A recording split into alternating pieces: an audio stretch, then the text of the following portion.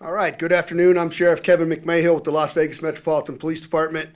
With me today is Chief Timothy Shea of the Boulder City Police Department and our Special Agent in charge of the local FBI office, Christopher Delzato.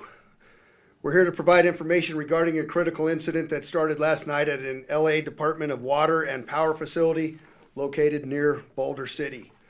First and foremost, I'd like to make sure that our communities all understand that there is no ongoing threat at this time. At approximately 10 a.m., Boulder City Police Dispatch received a 911 call reporting a vehicle crashed through a secured gate at the power substation. The caller indicated that the driver appeared deceased and that gunshots had been heard after the crash. Boulder City police officers immediately responded to the scene. The driver of this vehicle is identified as 23-year-old Dawson Maloney of Albany, New York. Here's a brief video of that vehicle crashing through the gate. You'll see on the monitor to my left, you'll see the vehicle approach.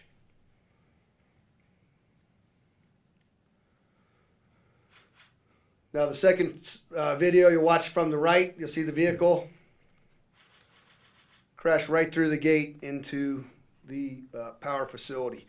At approximately 1 p.m., LVMPD was notified and our counterterrorism section responded to assist. Upon arrival, officers observed, obviously, the broken perimeter fence consistent with the vehicle being intentionally driven through it, a debris field leading to the silver Nissan Sentra bearing New York license plates. The vehicle was stopped against large industrial wire reels, as you can see in the photograph to my left. And as they got closer, they observed a deceased male subject in the driver's seat with an apparent self-inflicted gunshot wound to the head. The subject was also holding a shotgun. You'll notice at in that previous picture, there's a gunshot through the windshield of the vehicle as well. The officers were also able to observe multiple firearms visible inside of the vehicle. In coordination with the Albany Police Department, we learned that the suspect had recently been reported missing out of New York and that he had communicated with family members just prior to this incident. The suspect had made multiple statements referencing self-harm and alluding to committing an act that would place him, quote, on the news, unquote. In a message to his mother, the suspect referred to himself as a dead terrorist son and stated he felt he had an obligation to carry out his act. We also confirmed through the license plate reader data that the suspect traveled from New York to Nevada in a rental vehicle. You see that LPR data on the screen to my left. Currently, LVMPD Counterterrorism and FBI Las Vegas have been working through the night to advance this investigation. Electronic search warrants were executed on the suspect vehicle.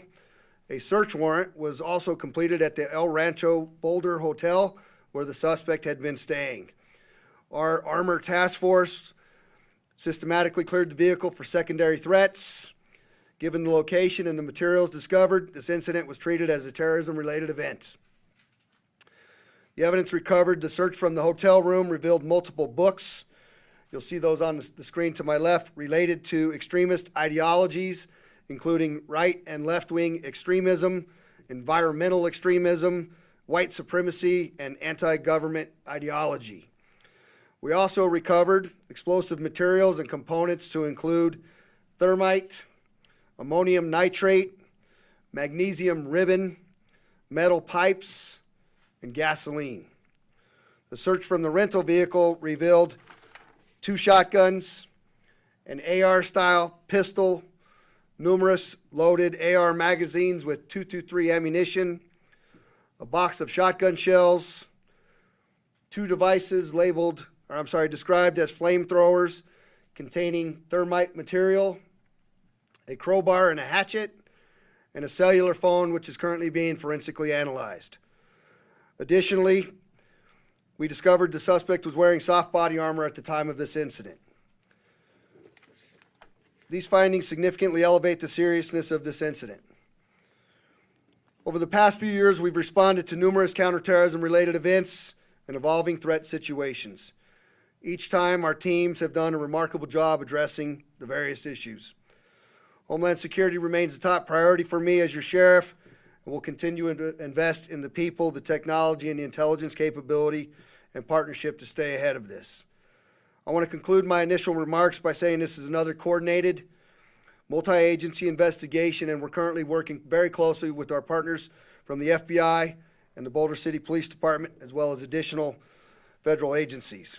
I'll now turn over the next part of the briefing to our FBI Special Agent in Charge, Christopher Delzato. Thank you, Sheriff. Good afternoon. Thank you for joining us. This is still an active investigation. FBI Las Vegas is working with our colleagues at FBI Albany, but I want to provide as much information as I can at this point.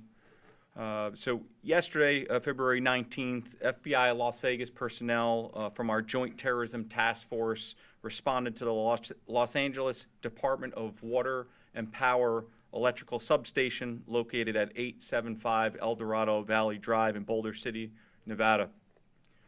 The sheriff covered the specifics of the vehicle crash and the evidence recovered in Las Vegas, so I'd like to spend a little bit of time talking about some of the details, that evidence we recovered up in Albany.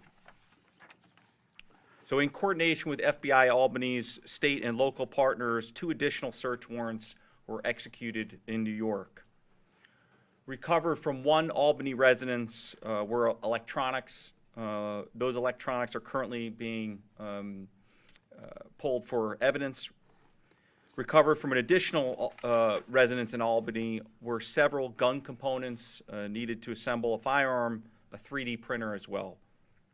Based on the information we've uncovered so far, we believe Mr. Maloney rented a car in Albany, as the sheriff mentioned, on February 12th and departed the area sometime around the 14th to drive across the country to Boulder City.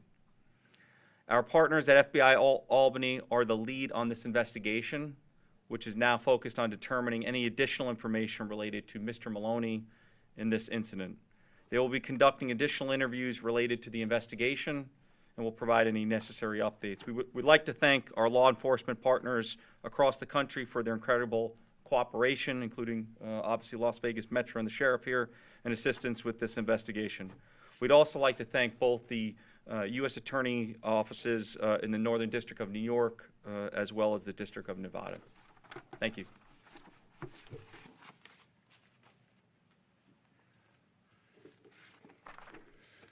Good afternoon. I'm Tim Shea. I'm the Chief of Boulder City Police Department, and I want to say we appreciate the partnerships and coordination that are evident in this case. I want to just point out that there's no indication of major damage to any of the critical infrastructure. There are also no known service interruptions, and the scene remains active investigation as it continues and the processing continues of the evidence. We also recognize the gravity of an armed individual intentionally breaching the power facility while in possession of incendiary components. Our responsibility is to identify threats early and act decisively and protect critical infrastructure. Because of the rapid response and coordination in law enforcement action, this incident was contained quickly. There is no continuing threat to the community. And I want to emphasize that the public can play a critical role in the protection of these critical investigations and structures by following the see something, say something guidance. Thank you, and I'll turn it back to the sheriff.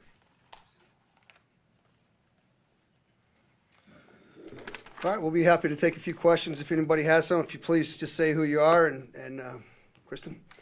Kristen Drummond with News 3. Sheriff McMahill, did the suspect leave a note behind or explain why he wanted to target that particular substation? Was he looking to potentially knock out the entire grid? Yeah, so the question is did the suspect leave a note behind or any indication that he wanted to knock out that particular substation or that grid? And the answer is we don't know yet. We're still going through all the search warrant material as well as the data that we're receiving from both New York as well as locally. And Victoria with Fox 5. Has the suspect been here before? Clearly not a Southern Nevada resident. Did he scope this area out? The question is, has the suspect been here before? And as we sit here today, I can't answer that question. I'm not certain that he has been here before previously or not. David? David Charnes, Eagles Now. Two questions for you. So LA has this facility.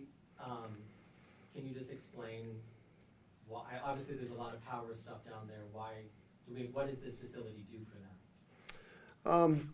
Tim, you want to answer that question, or you want me to take a stab at it? Take a stab at it, boss. Okay, so the question is LA has this property here in southern Nevada, and the answer is that it is a power facility that works closely with Hoover Dam, and the power is a transfer facility so that a large portion of the power that comes from here is transferred to the LA basin for power. And that's really the extent of what I know about it now. We're working with the company to better understand that, but it's not uncommon for these large solar fields in Nevada to power other states. The timing, so you said that the crash happened at 10 a.m. So when was someone notified to actually go out there, whether it's Metro or Boulder? Yeah, so Boulder City, the question is, when was the initial notification made? Boulder City responded initially as a potential suicide out in that particular area.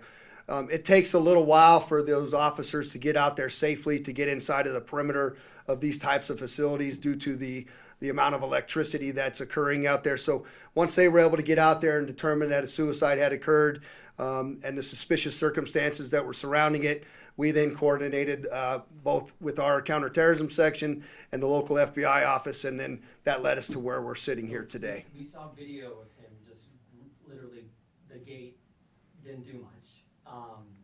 You talked about some of this stuff this morning about Las Vegas being a target. The almost exact same thing happened 3 years ago up in Apex, where that person ultimately was charged and did not kill themselves.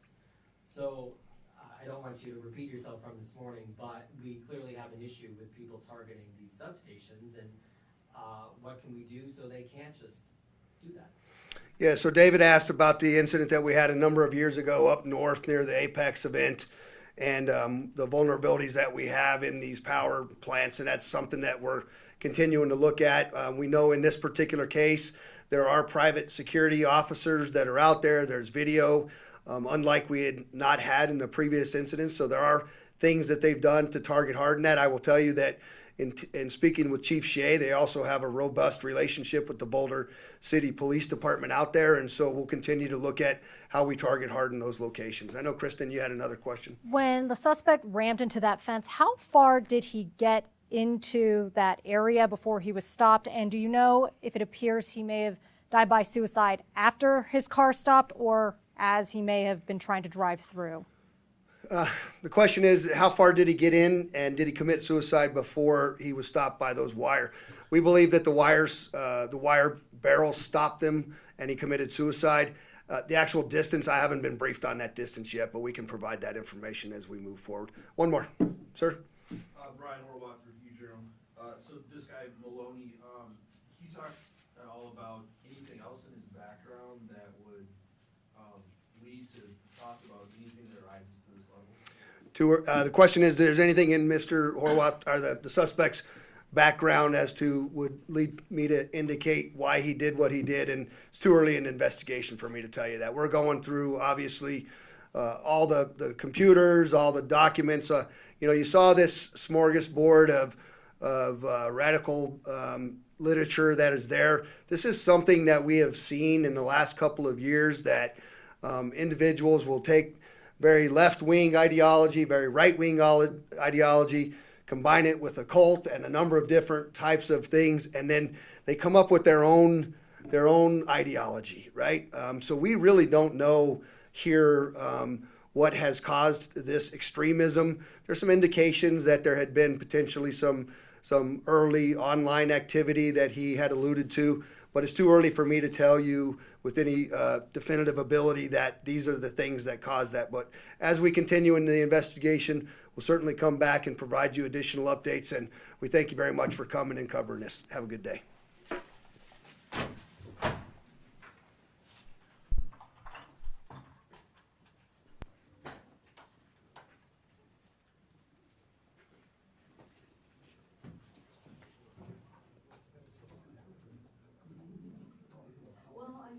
another big drop.